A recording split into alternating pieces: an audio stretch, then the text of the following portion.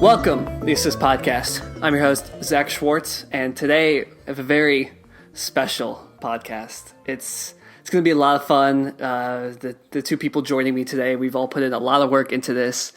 And it's something we've talked about for a while, you know, the NBA greatest players debate, right?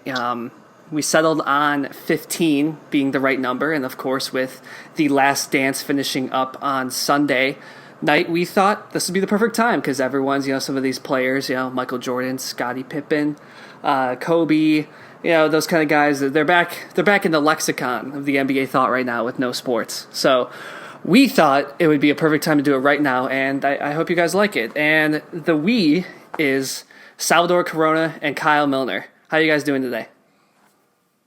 I'm good. I've been excited to do this podcast. I know we've been talking about it for a while now. So I'm excited to see what you guys have as your 15 players. I'm good as well. I share the same excitement that Sal does. I'm just ready to get going. So I think, you know, before we start, there should be a disclaimer, right? It's, yeah, because if you look at the best NBA players of all time, you know, it's not necessarily just about their peaks or about the style of play they were. Obviously, as, you know, I don't know if you guys saw the ESPN list, but they had Giannis at number 27, I want to say, which, you know, if you just look at his physical gifts and what he's done in his first couple of years, sure, I can understand, you know, there's a linear progression, right, of athletes and such. Giannis was nowhere near my list for me. Nowhere close. So I think it's key that we get that out there that, you know, I think for me, at least, the peak is a part of it, but, you know, we're also looking at the totality of the career, what they did, you know, performance in the playoffs, stuff like that. So this is really like the whole entire picture. We're not just taking that this guy was a really awesome physical specimen, right? If you guys agree. I just want to put that out there because I know there'll be people that listen to this and be like, but this guy is so much more talented and this. And it's like, well, that's not the purpose of the exercise, right? Unless it was for you guys. In that case, we're going to have very different lists. No, yeah, I agree. I think because, the ESPN list was kind of ridiculous. But, no, yeah, I think my list and kind of what you were saying, it goes by the top 15 players that have ever played up to this point, not like projecting like, oh, maybe Curry one day will crack the 15 or Giannis will crack the 15. It's like, as of now, if the NBA stopped existing today, these are their top 15 players. Yeah. Well, my number 15 could shock the world here. But the rest of my list is pretty consistent with that. Cool. That's a beautiful tease, I think, to get into it. So we're going to be going from 15 to 1. It might get a bit messy. You know, we were talking pre-show with like 9 to 15, you know, 10 to 15 is a tough spot to rank one by one. So it might get a little messy, but we'll review our full list at the end of the podcast. So if you want to be lame, I guess you could skip to that point once we finish it. If you don't want to hear the argument, but yeah, we're going to go for however long we want, and this could be like 2 hours long, and I'd be okay with it. So we're going to see how it goes. Are you guys ready to begin? Let's do it. Ready. Okay. Kyle Milner, your 15th NBA player of all time is? I feel like I'm in the draft right now. Steph Curry. Whoa. Oof. Okay. Yep. Right off the bat. Going to be the greatest shooter of all time. It's changing the way that players are developing. Today, you have guys like Trae Young, just the distance, where we're shooting from, what's becoming more prevalent in today's game. I think he's a perfect number 15. I will say, I do have Steph's resume on hand. I did consider him because if you look at it in terms of peak, right? Like we were talking about, his peak is not unmatched, but his peak is right there with some of the best. I mean, he's a back-to-back MVP, which if you look at who's done that, the lowest ranked player is probably like Moses Malone. That's been someone that's done that. And I mean, just the 30 points a game, 7 assists per game. I mean, it makes sense. For me, he like just the length of the career is the only thing. And that part of his 11 years have been filled with some injuries, but I definitely don't disagree with the fact that he would be there soon. I mean, the way you approach, I think that, like I said, I mean, if you value the peak more than anything, out of all the factors there is, it makes sense. It sounds crazy, but at the same time, it's not necessarily. No, yeah, I agree. I even though what I said before, he said his number 15. I considered him also when picking my top 15 because obviously he has the statistics to prove it. He's has the record of winning to prove it. Like he's there. He's considered to be one of the top 15 players right now. Yeah. So, and then for me, I went the other way. I went with someone who's under the radar. I think historically, some people are listening to this and they go, who? But I have John Havlicek of the Boston Celtics at number 15. 8-time champion, I believe. I'm trying to flip my notebook here, make sure. I probably should have printed this out on one page. That was a mistake. Yes, 8-time champion. He is a 11-time All-NBA player, which I really like All-NBA teams. I don't know if you guys do, just getting a value of the league. He was a 29-9 in his prime and 8 assists as well. So dude, all kind of player, and has a Finals MVP to his name. So I think he was a great. He's a little bit of a deep cut in terms of the NBA, but also a great defender. So that's who I have at 15. Yeah, that's a surprise for me. What do you think, Kyle? Personally, can't argue too much. I just think this whole list in general is just point of view, how you're looking at whether it's you look at somebody for championships or if they change the game in a certain way. So I totally respect that number 15 pick. Thank you. Appreciate that. Sal, what about you? All right. Mine's not as surprising, but it's also not a sure bet. Like for me, I think the hard, like picking the top 15, the 10 through 15 for me were the hardest because I could build an argument for other players to be in these 5 next spots as much as these players that I have here now. It was very difficult for me to pick. It was more difficult for me to pick the 10 to 15 than it was the 1 through 10. But I have for number 15, I have Dr. J. Obviously, we all know like what he's done to like change the game as he kind of rebuilt that forward position, playing very above the rim, and how he's a high flying dunker. Like when I think of NBA dunks, I can think of Dr. J's dunks and what he did for the game, change for that.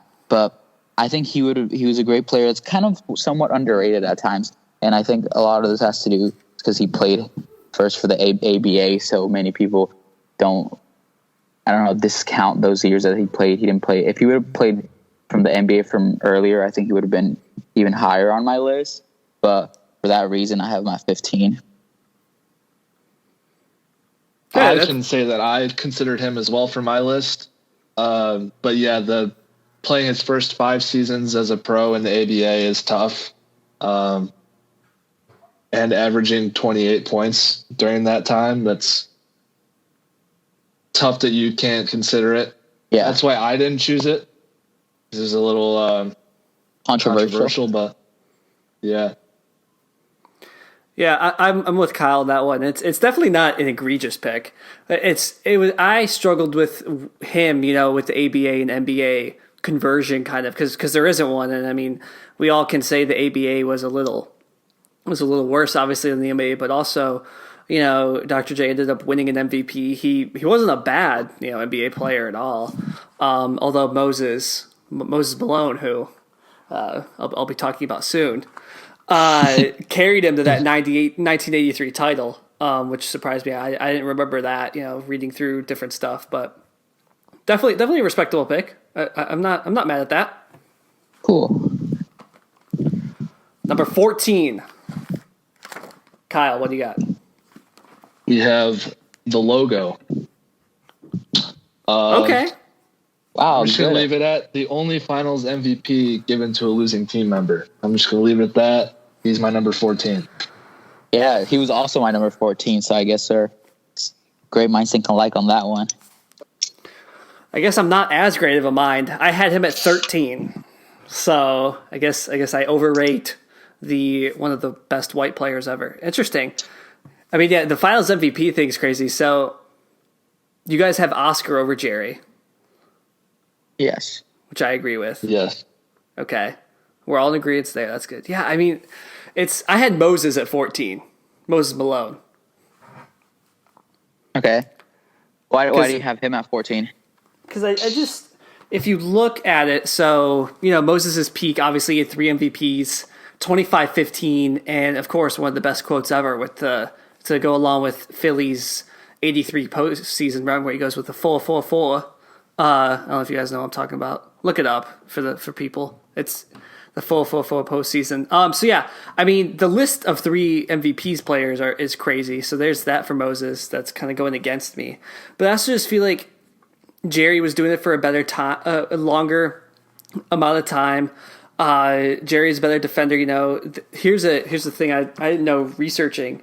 In 1969, so a long way into Jerry's career, they had just instituted the all-defensive teams, and he promptly made 5 right after that, the rest of his career. So great defender, 30 points a game scorer for Jerry. So I put him barely above Moses because they do both have one championship. They each had a Finals MVP, although if you're comparing them directly, Moses carried that Sixers team while Jerry had West on that Jerry had Wilt, on that Lakers team. So I and also the All NBA teams. Jerry had 10 first team All appearances, and then Moses only had 4. So that's what I put Jerry over him, but very close. Wilt B. Free was pretty good on that Sixers team. It's true. Great. I had him at 14 just because I thought that was a fair number for him. Many people could argue that he cracks the top 10 just because how great of a shooter he was, and people would say if he played in a later era with more like advanced metrics, they would show for more of what he did, what he was doing at the time, especially playing in the era where like hand checking was still allowed, and being able to put these numbers up and being able to create space for himself and put up these shots. It just goes to show how great of a player he is. Yeah, he truly was. I mean, he is obviously the logo, literally for the NBA. So that's also another thing that goes into his favor. So I had Jerry at 13. Who'd you guys have at 13?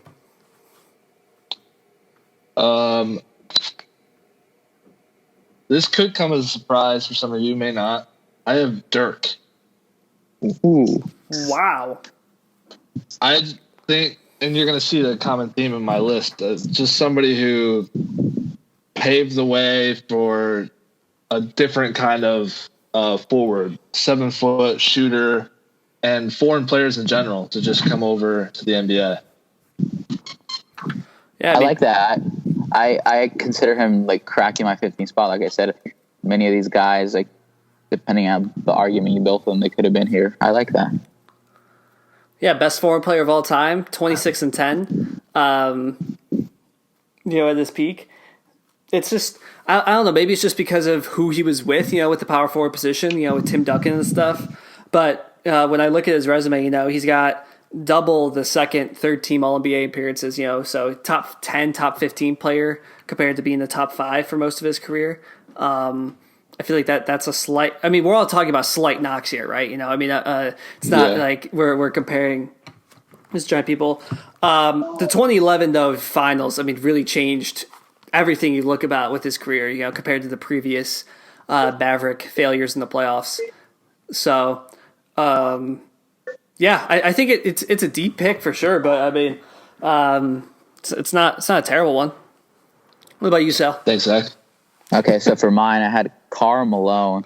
Obviously, he's still the number 2 scorer in the history of the league. Got MVP twice. And he had a very long career. And as many people know him for being a scorer and scoring against anybody's will. But I think people don't associate him with defense. But he was very quick. He had very, very quick hands. So he was like he was a magician, like in the post. Like he would strip the ball because his quick little hands. And I think people see him as a scorer, but one of his like low key attributes that made him worthwhile me putting him in the top 15 was his defense, his low key defense. Kyle, do you have Malone in your top 15? I do not. Okay. I just wanted to make sure. I don't think Karl Malone cracks my top 20. Okay. Why is that?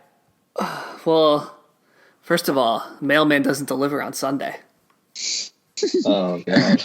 I mean, doesn't that, though, like, for me at least, that quote just defines everything about him. And I don't know, maybe I look into it a little too much, because obviously you look at his career and just the totality of it all. The Stockton to Malone pick and roll was dominant, for 10, 15 years in the West.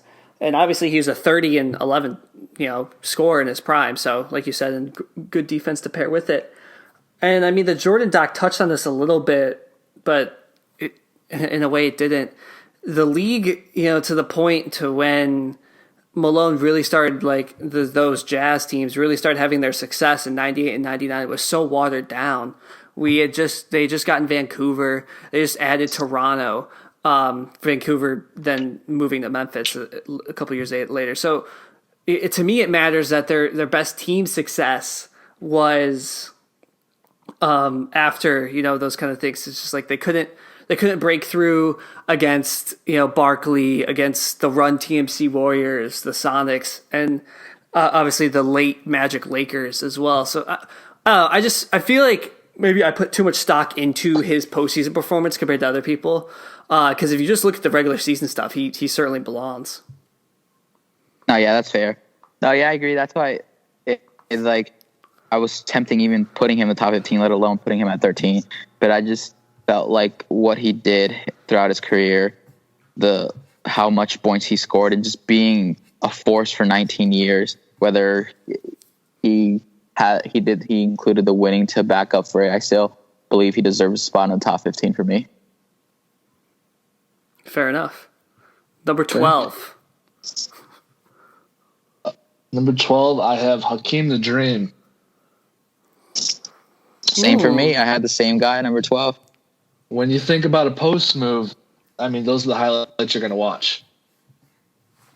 It's simple as that. Wasn't Giannis learning from Hakeem or practicing with him recently? I wouldn't doubt it. I don't know that for a fact, though. No, yeah, I agree. He's very swifty in the post, so I feel like when I was making the list, I'm like, one of those players that could have played in this era, even though he was a big guy, I feel like he would have fit well with this kind of small ball offense that many teams are like playing, where because he's quick and he's swifty, and he could do the pick and pop like many of these teams are doing instead of being a force down low.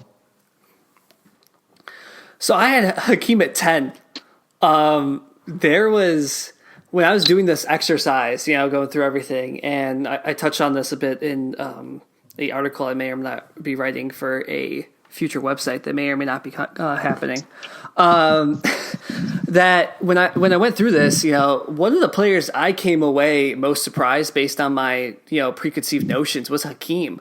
Just looking through all this stuff, and it's like he was insane. Like, he really was dominant, and obviously in the era of Michael Jordan just taking away stars' chances at titles, except for the ones who lasted too long, like David Robinson after he got saved by Tim Duncan.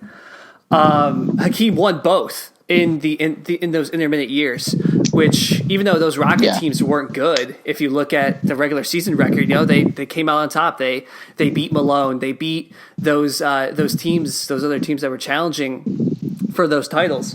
I think that's important. Obviously, elite defensive player as well.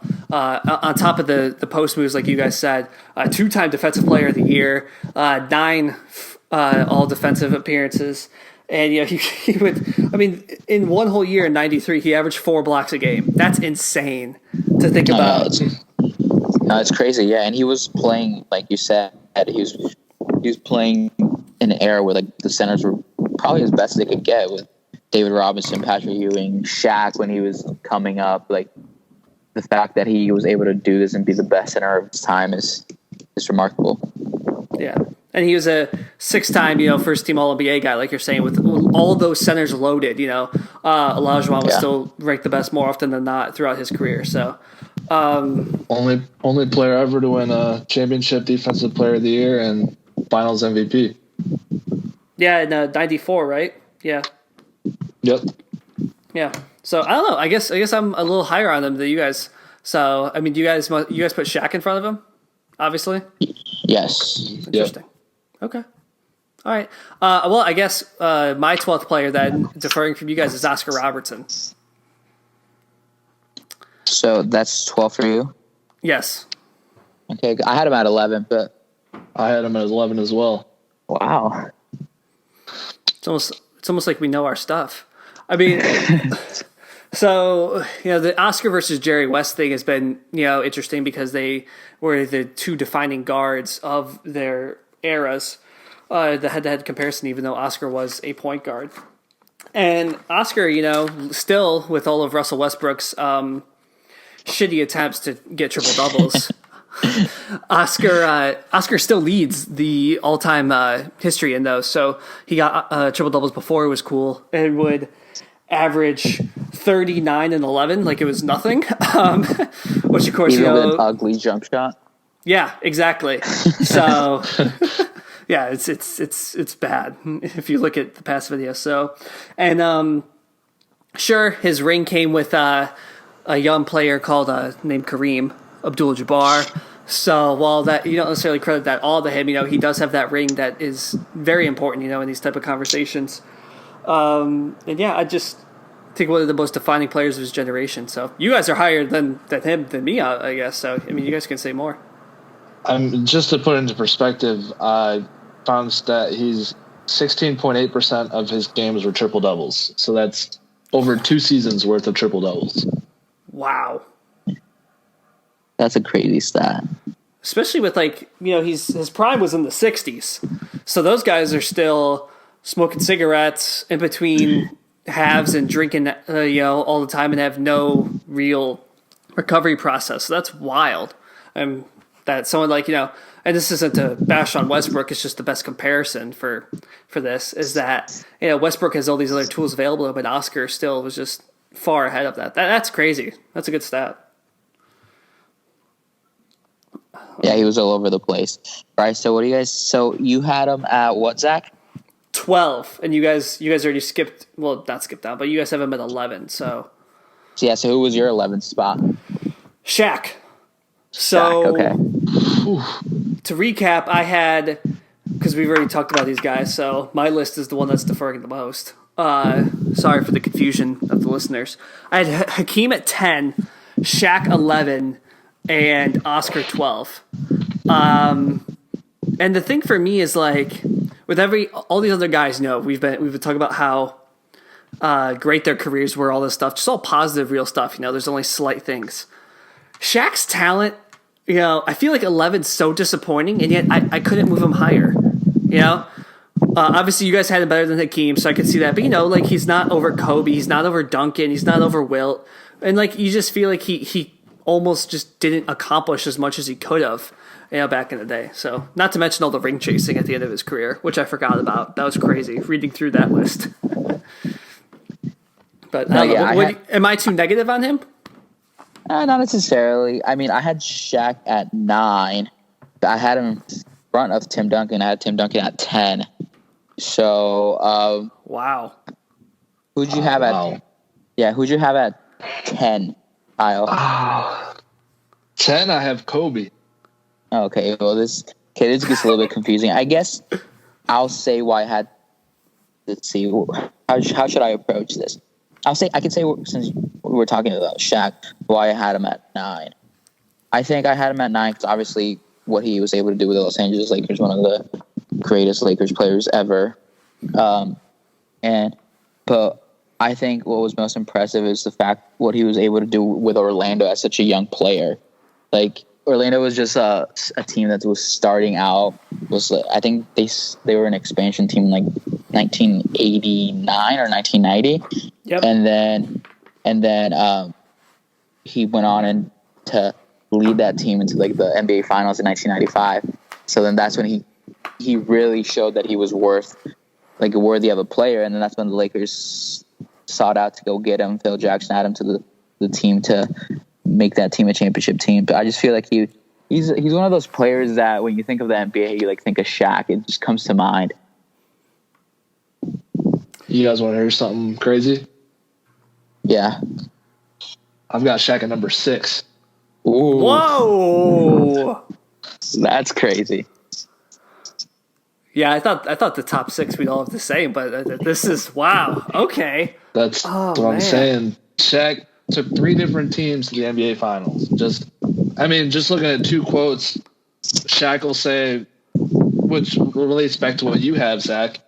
Shaq will say that Hakeem was the best to ever do it, and then Hakeem will say Shaq was the best to ever do it. You just won't find somebody with that athleticism and finesse that Shaq had. It just, yeah. I mean, I wrote dominant in all caps because when I think of just a dominant big man, it's him.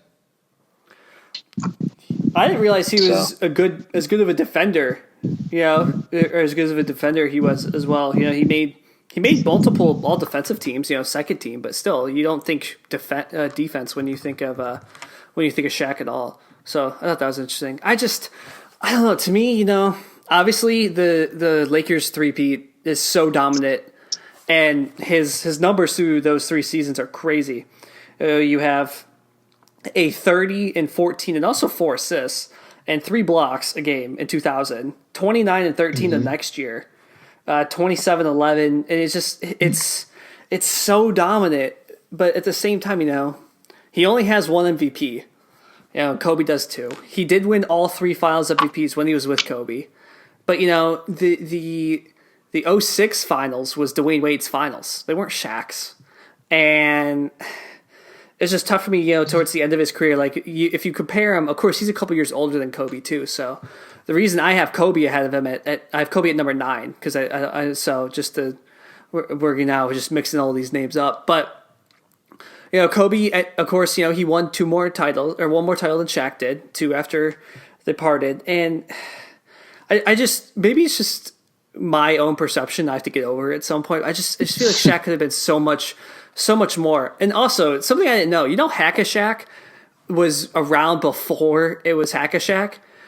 It started with Dennis Rodman, which makes complete sense with those Bulls teams. But it got renamed Hack-a-Shaq because of how much it was used against him. How bad he was at free throw shooting. Yeah. Imagine how much more points he would have had if he would have hit probably half the free throws he missed. It's crazy. No, sure. I feel like for me, if more than anyone on this list, Shaq's career is more of a what if, just because if he just went for it, if he was more in shape. Yeah, exactly. So off of pure talent, yeah, he's top 5. There's no way. You can't argue that he didn't have more talent than guys like Kyle, Larry Bird, Duncan, and stuff like that. You just can't. But it just, I don't know. Maybe I'm a little too negative on him, having him outside the top 10. So, we already went through my number 10, right? Everyone got to say the number 11, right? I'm getting a little confused. Yes, your 11 was, yeah, we're at 10. Okay, I had Hakeem already, so we can skip past that. Who do you guys have at 10? I have Kobe. Kobe, okay. I had Tim Duncan, so I don't know who wants to go first and talk about their number 10. Oh boy, you had Kobe over Duncan, Sal? Yeah. I guess I can't. Let's just talk about Kobe. The reason why I had Kobe over Duncan was obviously he won those 3 championships with Shaq. That was amazing, young player to do that, and then what put him at number 8, what set him apart, what made him so dominant to me in my mind. To me, he has the most similarity to Michael Jordan, just like that killer instinct. He'll do anything to win, was when he played the Magic in the 2009 finals. And that team was not all that great. I think their other great player was Pau Gasol. Obviously, they had Derek Fisher. But that team was not a team that was, you could say, was stacked or had other players that could help Kobe. But completely dismantled the Magic by himself. I think he averaged like 30-something points in those NBA Finals, beat the Magic in 5 games. It was like an unbelievable performance. That's the moment I like, because I remember growing up as a Magic fan, and that was like the first time that I got to see the Orlando Magic in the NBA Finals, and I was so excited.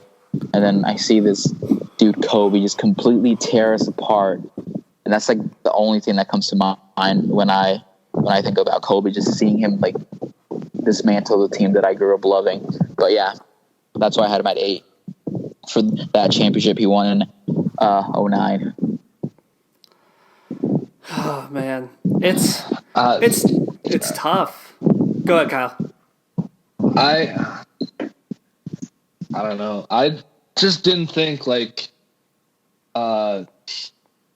he averaged 26 points over 18 seasons, which is tremendous.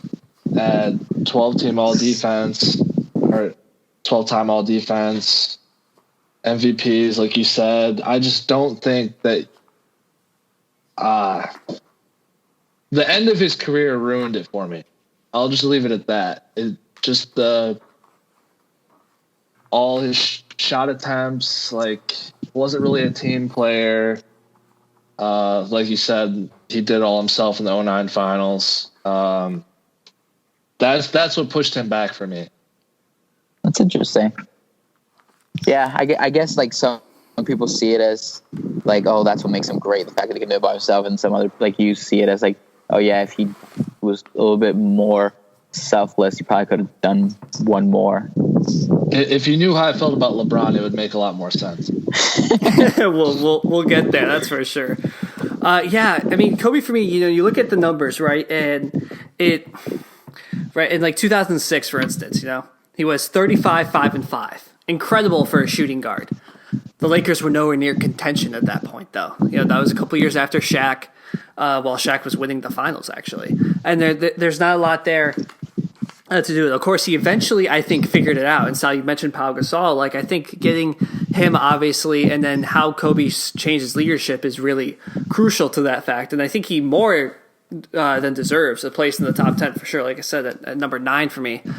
But if you do the Duncan comparison, I feel like, for one thing, Duncan was every bit as dominant at the early 2000s as Kobe was later on. If people don't forget or people don't remember that. I was reading it last night just to get some more facts and stuff. In Duncan's first 6 years in the league, all right? So he was drafted in 97, going to 2003. 2 MVPs, 2 finals MVPs, two titles. Was putting up 26, 13, and 4 with 2.5 blocks a game for good measure. Playing alongside David Robinson, who could not get over the hump hit by himself, and just carried and destroyed them. And also, if you would like to say, in a big way, this is the first year we had tanking between 2 different teams for Tim Duncan. That didn't factor into my ranking at all. But I just think people, because Duncan's quieter, Duncan isn't a brashful superstar. And for one thing, Kobe's style is cooler. Like you said, it's Michael Jordan. It's that same mindset. It's Mamba mentality, whereas Duncan's just like, yeah, I'm going to show up to work every day, slap up 24 and 15 or 24 and 12 or whatever, win a couple titles, keep playing for 20 years, and be a great coach afterwards and do all this stuff and remodel. If you think about it, the Spurs were nothing until Tim Duncan showed up. And I think that's also important because the Spurs and Tim Duncan now as a personality are inseparable. So I had Duncan at 7. I know we're skipping ahead a little bit there, but that's just... I have him at 7 as well. Yeah, I feel like that, and I think too, like, obviously his cultural impact is much lower than Kobe's, with especially with after what happened in January. But I wasn't necessarily considering that into the thing. It's why I knocked not necessarily. I'm a little lower on Dr. J than you, Sal. A little lower on Kobe. I think for me is that I didn't factor that in. But if you do, Kobe moves up a couple spots for sure. No, yeah. So yeah, like you guys had Duncan at 7. I had him at 10. So I had Shaq and Kobe higher than him or whatever in front of him. The reason why I had Duncan, and you made a good point. A lot of people, like, since he wasn't flashy, since he wasn't, especially in an era that was where players were started to kind of get their own identity and become flashy and all that. He was like, his nickname, the big fundamental. Like he was the best textbook player that's probably ever played the game, and that's why many people don't even like think of him when they're like, I don't know, one of the best ever. But yeah, he did amazing things, and I think what allowed him to do that was playing that forward position, because he could have easily played center had he probably ended up at another team. But the fact that he came in with David Robinson, he played that forward spot, which allowed him to develop his amazing mid-range game. So that's why I think he ended up being such a great player. But for some reason, I couldn't put him higher up on my list. I don't know. I think 10 was a good spot for me. He's definitely a top 10 player, but no better than that for me. I think the other thing, if you ask Greg Popovich, he did play the center. Yeah. If you look at too with, I think that's something that I was thinking about going through is that Kobe has 11 first-team All-NBA appearances, right? I know I keep talking about this. Duncan is 10. So it's like, all right, advantage Kobe. Well, if you think about it, though, Duncan, his generation, right? So drafted in 97. There's Kevin Garnett. There's Dirk. And like you said, he was playing with David Robinson. And sometimes, you consider big men along with him. You consider Shaq. Karl Malone was still around for the first 8 years of his career. These type of superstars. Whereas if you go by shooting guard, right, for Kobe coming up, it took me, you have Dwayne Wade, right? After that, it's kind of tough to think about, right? I mean, you could say Allen Iverson for the first couple years, maybe, sure. I would say he's not in the same level as Kevin Garnett or Dirk. I think by the point that he hasn't come up at the pod at this point, unless you guys have him in the top 5, which in that case, we're going to end it and just talk about it. And then you have other guys, Tim Duncan was still playing and winning championships when people like Kevin Durant came into the league as a power forward and stuff like that. So he was there for that whole thing. And the shooting guard position, I just feel like it wasn't as loaded during their respective primes. So once again, this debate, you could go hours on just these two, I think, as well. So yeah, and for me is, I guess like there's something also that I don't have to get over with, but I just see him as like a glorified role player. And if you put him in like another system, I don't think he would have been as great, but he excelled in the system that was built for him with Greg Popovich. And but yeah, that's why, I don't know. That's interesting. I guess the foundation of my argument is that Duncan made the system rather than the verses. It's it's like the Tom Brady argument. Exactly. Yeah. That's a good comparison. Oh, okay. All right. I've completely lost what number we're on now. Are we on 9? I think we're on 9. All right. So I have 9 as Kobe. And I had 9 as Shaq. So I have 9 as Wilt. Okay, that's different. Oh, okay. I like this. I like it. I thought I was going to be the lowest on Wilt. I'm proud there's someone with me. Please explain. I thought Wilt was a prolific scorer. Give the guy the ball, he'll score. But I just think he did too much alone by himself and didn't win enough to go higher. I completely, fundamentally agree. I voted 8. I had him at 7. Okay, so we're all pretty. There's some people that I see that go, Wilt was amazing. He deserves top 5, and no. The answer is no. And there's also other people that say like, oh, maybe he wasn't as great as he was. Like, maybe he played in an era where like at his size, of course he put up had 100 points, and of course he had all these whatever statistics. But just watching him play too, he's a monster. I feel like if you put him in the NBA today, he would put up these numbers just as easily.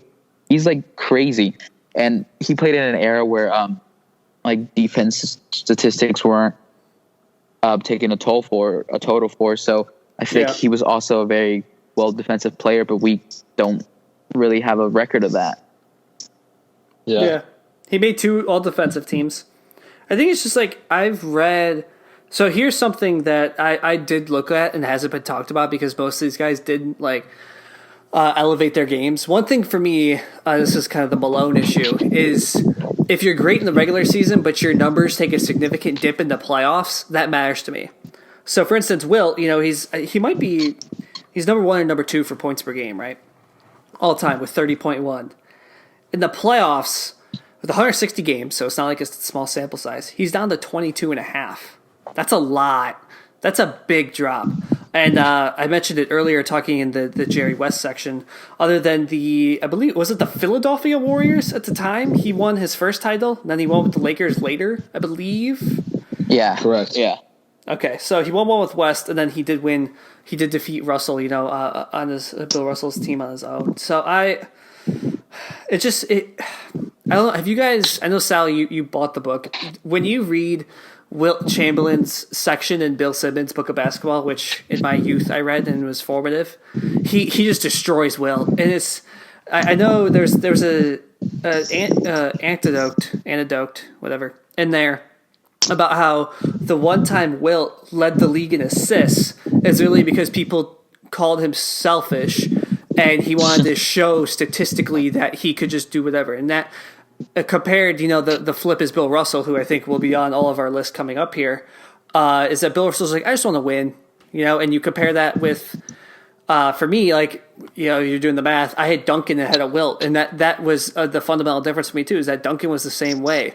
Whereas, you can look at Wilt, and his peak was 38 points a game and 27 rebounds playing against just a bunch of white guys in the NBA. And I say that being serious because Wilt won his first MVP in 1960, a.k.a. before Martin Luther King was the biggest, one of the most popular people in the world with his speeches. So that's the era we're talking about. So, if you look at just pure numbers, Wilt's going to be the most statistically amazing person in history, but that's where you have to take the context of the league into happenstance as well, in my opinion. I agree. Yeah. Okay. So we bashed on Wilt, and despite that, I mean, he's just, as you said, Sal. You also brought up that he's just physically amazing. So he still is a top 10 player, but out of the top 10, people argue he's higher just based on the numbers. It's almost as if his era kind of hurt him as well. Like if you ever watch his highlights, he just looks like a typical, like, I guess I can phrase it like overly athletic. Like you lose the basketball coordination from how just athletic he was, if that makes sense. Oh, yeah, I get what you mean. It's like if you switch like Tim Duncan and Hims and put them each other in their eras, I think they would fit better. Like he was ahead of his time.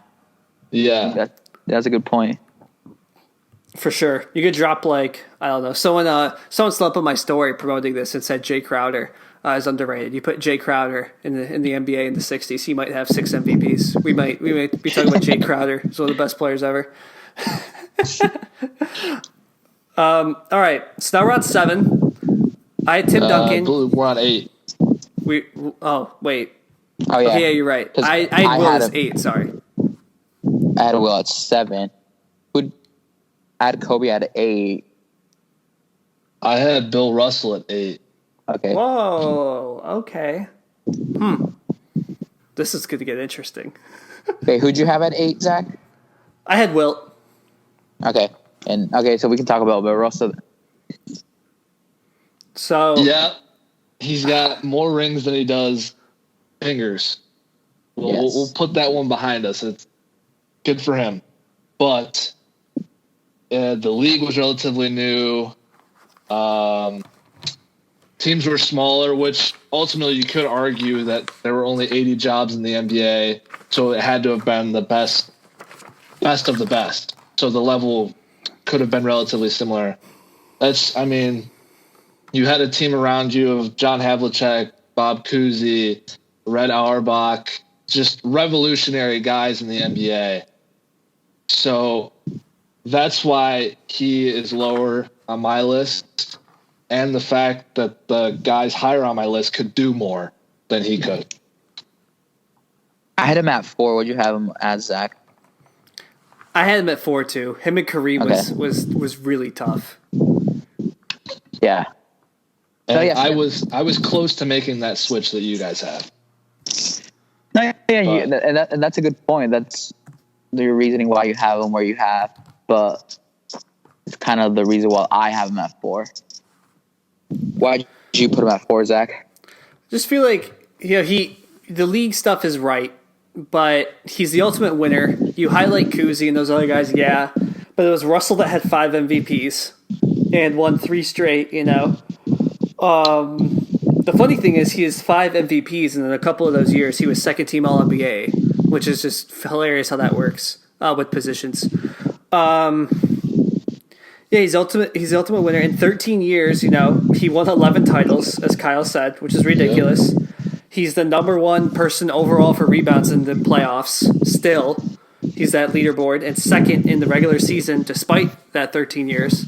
And it just felt like he was, in terms of impact in the game as well, he's just the guy that is like the perfect guy. If Tim Duncan is this generation's version of this, Bill Russell was 2 times that for sure. And that's why I have him up there at 4. Oh yeah, I think his main goal, as he battled against Wilt as the best big man of that era. Wilt was the scorer. His goal was more protecting the paint and making sure no one scored on him, but that also got him the opportunity to excel at scoring. Also, I feel like his defense sets him apart, and is why I have him at number 4, because he was just so dominant down there. No one could score on him. Yeah, and to the point I made earlier in the Jerry West thing is that they didn't have all defensive teams at this point. So I don't know when his rookie year was, but instituted in 69, and that might have been his last year. So he had exactly 1 to his name because of that. So he was still a first all defensive top 5 defender in the league in his last season. So that's important there. Yep. Okay, so now we're at number 7. Yes, and I had a Wilt, and we already talked about that. I had Tim Duncan. I think I made my. I had Tim Duncan as well. All right. So we're on 6. Kyle. I had already said I had Shaq there.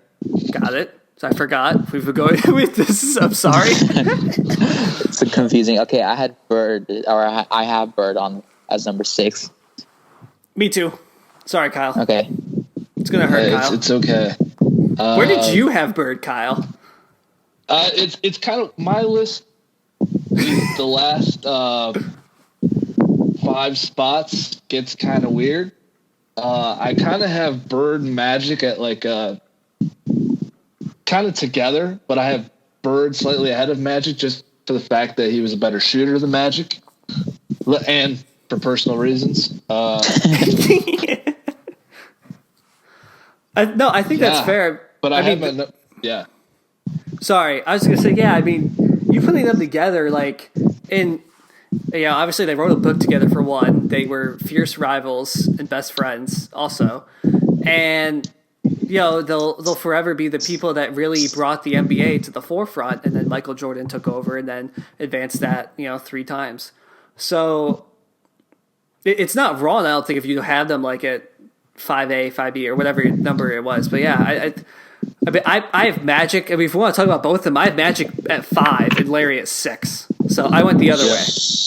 Same, yeah.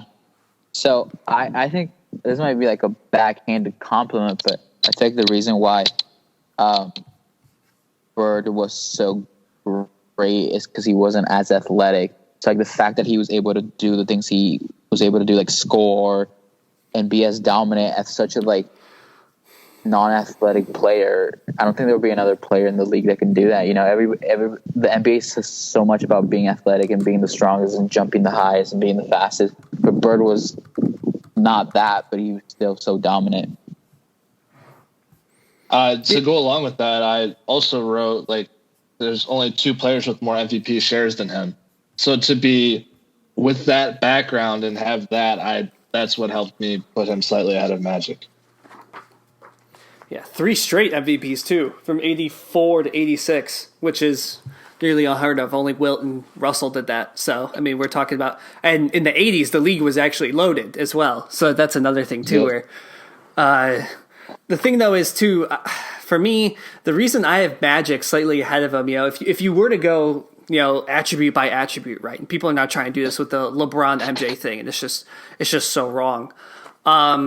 Magic was a little more versatile because, with him being able to play point guard through center, you do whatever you wanted to. Yep. Bird was the much better shooter and, in fact, was an early adopter of the three-pointer. He'd be one of the few people that would actually, you feel confident in taking those shots. So Bird's the better scorer. Passing, you would think Magic immediately, but it's closer than you think. Close. Yeah, although I think I would give it slightly Magic's way. Rebounding, both very good. So you come up with all that, and you're like, all right, well, it's a draw. Magic was 2-1 against finals against Bird Celtics, which matters. It's a very arbitrary thing to base on, but that does matter because these two are so similar. And, Bird's back went out just a couple more years before Magic got HIV is the other thing, too, for me, is that Magic was able... No, I don't even mean that to be funny, but, both these two had their careers cut short. I mean, they only... If you think about, LeBron is on year 17, going on 18, and these two were done after 13 years. Does LeBron mow his own lawn? Probably not. I'm going to leave it at that. So, Bird's back goes out, and, obviously Magic has contracts HIV from all of the stuff. Sorry, I don't know. I didn't know if I wanted to mention the Lakers wild orgies, Showtime Lakers. I read a book on them recently. It's true. It's out there. So I guess it's not rude to say that. But but Bird, when the Pistons, I was talking about this with my dad last night actually, because Michael brought up to how the Pistons were his biggest pest throughout his years. So Detroit loves that. But when the Pistons finally took down Bird and the Celtics, and if you guys haven't, not you guys, but also the listeners, you guys haven't seen the Bad Boys documentary, of course I'm biased, but that's one of the best 30 for Larry's out there, because it talks about this, how Bird would they could not beat Larry effing Bird, they say. But when the Pistons did beat Bird, it was done. He was done. They were done until, the 92 Dream Team, obviously he was able to get out there for a little bit. The sneaky thing is the documentary, the 30 for the Bad Boys, they frame it as they conquer the Lakers, right? They ended that co-opting of the league the two had enjoyed for so long. But the Lakers made the finals again in 91 and continued to middle around there in some form of contention. So while the Pistons ended the Celtics and Bird, they didn't necessarily end the Magic and Lakers. And I also think, once again, we're talking about razor thin edges here. That matters a little bit, in my opinion. That's fair. Yeah, I agree. So, yeah. Maybe I went too hard there. It's okay, I'll survive. So wait, Kyle, did you have Bird at 5 or 4 or what? Who'd you have at 5? Because Sal, you had Bird and Magic like I did at 6 and 5, right? Yes. Okay. 5 would have technically been Magic. Got it. Okay, and then your 4 is Larry Bird? Correct. Okay. And Sal, you and I had Russell. Yeah. Yeah, correct. All right. So made it to the top 3. Closing in on 55 minutes here. That's where it gets fun, I think. I'm excited to hear Kyle's top 3. You want me to just go for it? Yeah, go for it. I have Kareem at number 3. Yeah. All-time in points, top 3 for wins, points, Same. blocks, rebounds, 19-time All-Star. Should I go on? Yes. I had Kareem at 3 also. What about you, Zach? Yep. Cool. Same here. So, I mean, everyone remembers the Lakers, obviously, and his time with Magic. But when he was with the Bucks, that was his most dominant stretch. I mean, he threw up 35 and 16. He averaged that for a full season. Like that's insane. And I mean, we keep talking about the differences in the leagues during these eras. The 70s NBA wasn't horrible compared to the previous decade. Like you guys said, he is dominant, and he made his first All-NBA team in 71, first team, and his last first team All-NBA in 86. Which is crazy. And he also won Finals MVP in 71 with the Bucks, and then won it again in 85. So the best player of a series for a title winner that you just don't see that in the league throughout the league's history. And 5-time champion. Yeah, I think most points easily. ever scored. Yes, of course. Yeah, the definition of durability. Just throw it down there, and the hook shot. That hook shot. Yeah, he invents. Yeah. Yeah. There you go. Number 3. All right. Number 2. Number 2. That's he's number 3. Yes. Yeah, we're on number 2 now. Yeah. So for my top 2, I went with the 1A and 1B. I think LeBron is a better overall player, but he misses the accolades that MJ has. So for that reason, LeBron is my number 2. Same. Yep. Agree. Yes. So for me, the reason why, and I'm sure this argument has come up a lot these past 5 weeks, but the reason why I put LeBron as number 2 and not 1, and I feel like one day he might be number 1, but as of now, he's my number 2, just because of the fact that he, like Kyle said, his accolades, he's been in the finals 8 times, and he wasn't a winner like Michael. Yeah, I think, the people, the LeBron I say people because, this has become 2 different LeBron camps, stands. right? Yeah. Well, then there's the other side where the MJ stands are just as brutal. So we're going to bridge the gap here, and we're gonna straddle that line. Because while I do have LeBron at 2, I think it's almost likely he'll be number 1 at the end. And the reason is because, you're right, he's the better all-around player for sure. It'd be a disappointment if he wasn't with his size, I would also say, compared to Michael. You heard in the documentary, Michael wasn't lifting weights until 7 years into his career, which is crazy to think about now with obviously, reports that LeBron spends millions of dollars on his body every year. Why wouldn't he? That's his livelihood. Just wasn't around back then. The thing, though, that I think people mix up is, the MJ style just argue, MJ's peak, and they're right. MJ's peak was better than LeBron's, and that's just a fact. It was. MJ was so mythic at that point in the 90s, and we've seen it somewhat where Kevin Durant's gotten the best of LeBron in some series. Steph Curry has. Kobe, was thought of as the best player in the world at one point. Dirk Nowitzki got the best of LeBron in a 4-game or 6-game series, in 2011. So it has happened. We've seen it be vulnerable. But if you're trying to go peak for peak, mythic versus mythic, LeBron's was never going to win that, and that wasn't the way he was going to pass Michael anyway. Because no one can be Michael. Kobe tried. No one can be. You can't be. There's one Michael. So the thing that the documentary The Last Dance kind of touched on to me and didn't necessarily explore that deeply because it's probably still so painful for Michael, even though he said he's like, I didn't want to retire, and eventually he comes back as the Wizards and he's not great, and to me, LeBron's already surpassed the amount of years Michael played, including the Wizards years. Yeah. The way LeBron is going to be the best player of all time is, he will never have the amount of rings, sure. He'll never have the spotless finals record, but if he just continues adding to his career totals, which already include third in that's Michael, sorry. Whoops, wrong person. Here we go. All right. 8th in assists, 13th steals, points, 3rd in points, field goals made 4th, minutes 8th. He keeps adding to those values. Maybe picks up another title with the Lakers, where if you go back and listen to a pod you and I did, Sal, I thought the Lakers were going to win. So, I remember that. And him feeding Anthony Davis, it's very possible they add one more title to the collection chest there, and he already has more All-NBA teams, and he's obviously he's one more MVP away. He probably won't get another MVP, although there was some argument this year. But he a lot, and he's already has 2 more All-Stars.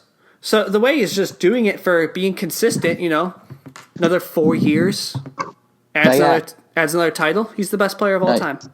Yeah, I agree. That's what Go ahead, Sal. Yeah, that's what's going to make him great. The fact that he's doing it for a long time. Like, he's 35, and he was on the verge of winning another championship this year, possibly if it hadn't been stopped. But yeah, what were you going to say, Kyle?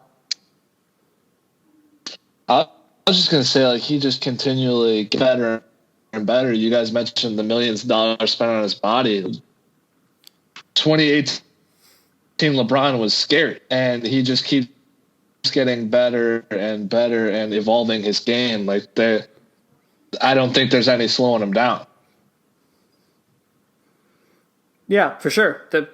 He's already, 36, 37? I mean, he looked fantastic there before the break. He was gaining momentum to be the MVP of the league, a league that features Giannis, Kawhi Leonard. Steph was injured this year. Paul George, those kind of guys in their primes. Even Anthony Davis. He's still, far, you'd say, past his, should be his physical prime. He's still out there kicking ass for fun. I think there's only two championships two finals appearances that for sure LeBron was not going to win no matter what. And that was back in 2014 versus Spurs. Like, he was just, not 2014, sorry, 2007, right? That was 2007. Yeah. When he was he was like 21, 22 years old. There was no way he was going to win that one. And then the other one was when he played versus, I think that was in I forget what year it was, but the KD Warrior one. He was not going to beat that team. Yeah. In 2017, there was no way he was going to beat that team. There was no way he was going to beat the Spurs in 2007. No way. But then the other appearances, if I'm not going to say put Michael in the situation, he would have won. But that's what I think LeBron's lacking, just like that will to say, okay, I'm going to take over this game. I'm going to take over this finals. Like, no one's going to stop me. Yeah. Okay, here comes my LeBron hater side. I personally, I think LeBron thinks he has that. There are moments where LeBron will just, no matter how many teams or whatever he plays for, LeBron loves to just sit out top of the key, dribble, take guys one-on-one, and just put the game in his own hands where I don't think he needs to. And I think, obviously, I'm not a professional basketball player, neither am I an analyst, but that personally, I think he thinks he has it, but he goes about it in the wrong ways. Yeah. I guess is my point. Yeah, I mean, going back to the final stuff too, the most damning finals is the 2011 one against the Mavericks. I mean, I went back and looked at it, and I mean, man, it's a great, as much as a career booster it is for Dirk, it's the exact opposite for LeBron. I mean, there's no way that a team with himself, LeBron, Dwayne Wade, still pretty much at the peak, and a very useful Chris Bosh should have had any business losing. Not only just losing, but losing in 6 games to Dirk and Jason Terry and a 70-year-old Jason Kidd. It just shouldn't happen. Many people not necessarily forget that, but I don't know when they don't think that. I was talking to a friend one time, and he's like, and I was explaining him the reason why I had LeBron at 2 and MJ at 1, and I explained that the finals appearance. He's like, no, they won that one. I'm like, no, they didn't. They lost. And he's like, oh damn, you're right. They lost that finals appearance. It's just ridiculous to think on paper that doesn't make sense, and you wouldn't think. It's like you said. It was Wade he wasn't in his prime, but he was not. He was definitely around that peak. Yeah. And the Spurs split, I think, is perfectly defensible. I mean, those were good Spurs teams as well. So when people bring that up, it's like, well, I mean, you look at Michael's finals people, like we kind of already covered. The 97-98 Jazz, neither Malone or Stockton were at their peak. The league was watered down. The Sonics were pretty good. I'll give them that. The Barkley Suns were good, so that was a very solid. Charles Barkley. People forget how good he was. You're going with the year before Magic retired Lakers. It's not like the other thing. It's not like MJ went 6-0 against the 6 best teams of all time. That's the other thing too. Yeah. Then you look at MJ's roster as well. LeBron's taken. You can't even name half the people on that 07 roster that he took to the finals. Oh God, yeah, it's horrible. He had a guy named Sasha in his starting 5. I mean, if you guys look like, I don't know if there's a site that's done it, but if you just hearing about it, if you look at all of the decisions the Cavs made in LeBron's first go around, it is so bad. Just all the trades and everything like that they did, it's just horrible. And really, I mean, you think about it, they looked into getting LeBron back because they ended up getting they got 3 number 1 picks, right? Yeah, because they had. We'll say 2. We'll say 2. Anthony Bennett doesn't count. well, that's my point. Kyrie Irving hit, for them at least, maybe not for other teams, but Kyrie hit at the point they had him. Anthony Bennett was literally a negative NBA player, I think. That was a terrible draft too. Let me look it up. I think it was 2014. But also, they got by winning the Wiggins lottery, which people were so hyped for that one with him and Jabari Parker, and both of them turned out to be disappointments. But they were able to get Kevin Love. So really, they just completely luck into the fact of getting LeBron back, and winning the draft lottery 3 times in like 5 years is ridiculous. So good for Cleveland because it was genuine emotion and happiness when they did win. But I cannot believe the Cavs ended up doing that. Oh, the Cavs could have picked Victor Oladipo second. Never mind, it wasn't that bad of a draft. Yikes, that's bad. That's bad. Don't even bring Victor Oladipo up. Magic got him and then got rid of him. No one at the top of that draft did well. See, Otto Porter. Oh, Giannis went 15th. He would have never gone number 1 though. So anyway, sorry. Okay, just a slight diversion there from that topic. Yeah. Okay, so we bounced around a bit, so we should probably recap our list. So Kyle, list your 15 in order again. Okay. Number 15, I have Steph Curry. 14, Jerry West. 13, Dirk. 12, Hakeem the Dream. 11, Oscar Robertson. 10, Kobe. 9, Wilt. 8, Bill. 7, Tim. 6, Shaq. 5, Magic. 4, Bird. 3, Kareem. 2, LeBron. 1, MJ. Okay, and I had for 15 Dr. J. Julius Irving, 14 Jerry West, 13 Karl Malone, 12 Hakeem Olajuwon, 11 Oscar Robertson, 10 Tim Duncan, 9 Shaq, 8 Kobe, 7 Wilt, 6 Bird, 5 Magic, 4 Bill Russell, 3 Kareem, 2 LeBron, and number 1 Michael Jordan. And I had maybe the most shocking pick of all. Number 15, John Havlicek. Number 15 or 14, can't count. Moses Malone. 13, Jerry West. 12, Oscar Robertson. 11, Shaq. 10, Hakeem. 9, Kobe. 8, Wilt. 7, Timmy Duncan. 6, Larry Bird. 5, Magic Johnson. 4, Bill Russell. 3, Kareem. 2, LeBron, 1, Michael Jordan. Soon to be overtaken by LeBron. Yeah. Who is your guys' hardest cut? I don't know. I had like a lot of difficult cuts. Like Dirk was going to crack my 15. Moses Malone was going to crack my 15. Like, I don't know. Those were... I almost put David Robinson in my top 15 too. Like it was hard. Wow. I could make an argument for any of these guys. And What about you, Kyle? I don't think the hardest part was the cut. I think the hardest part for me was this. I want to say 4 through 9, just the ordering there. 11 through 15 for me were just influential players. So that came pretty easy. Yeah, it makes sense. Kevin Durant came really close. A lot closer than I thought he would. I just threw him in there because I was like, yeah, he's been the best scorer in the league for a while. And I was like, his resume actually stacks up pretty well against these guys.